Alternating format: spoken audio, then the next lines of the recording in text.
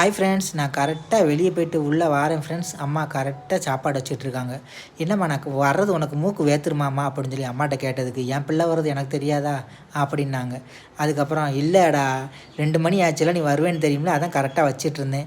இவன் வந்து சூடோடு சாப்பிடுவேன், அது கொஞ்சம் ஆறுனா சாப்பிடுவேல்ல அப்படின்னு சொன்னாங்க. அதுக்கப்புறம் நீயும் உட்காருமா சாப்பிடுமான்னு சொன்னதுக்கு அவங்களும் சாப்பாடு வச்சிட்டு இருந்தாங்க. அவங்களுக்கு என்னம்மா குழம்பு வச்சுருக்கீங்க அப்படின்னு சொல்லி கேட்டதுக்கு, வாய்க்கே நல்லா இல்லைம்மா, உடம்பே சரியில்லைம்மா அப்படின்னு சொன்னதுக்கு, நம்ம வீட்டு பக்கத்தில் இன்றைக்கி 100 ரூபாய்க்கு மீன் வாங்கினேன்டா, அது கருத்த கறி மாதிரி வச்சுருக்கேன் அப்படின்னு சொல்லி சொன்னாங்க.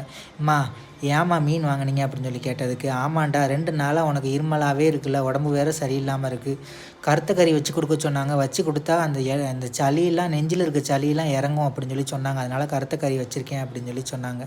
என் ஃப்ரெண்டு என் கூட வந்திருந்தான், அவனுக்கும் எங்கள் அம்மா சாப்பாடு வச்சு கொடுத்தாங்க, சாப்பிடுப்பா அப்படின்னு சொல்லிட்டு.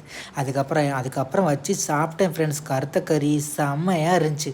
அதுக்கப்புறம் எப்படிம்மா வச்சிங்கன்னு கேட்டதுக்கு, அரைச்சி வச்சேன்டா, பொடி போடலை அப்படின்னாங்க. எப்போவுமே அரைச்சி வைக்கிற குழம்பு தனி டேஸ்ட்டு தான், அது அம்மா கையில் வைக்கிறது தனி டேஸ்ட்டு. அம்மா தான் ஃப்ரெண்ட்ஸ்.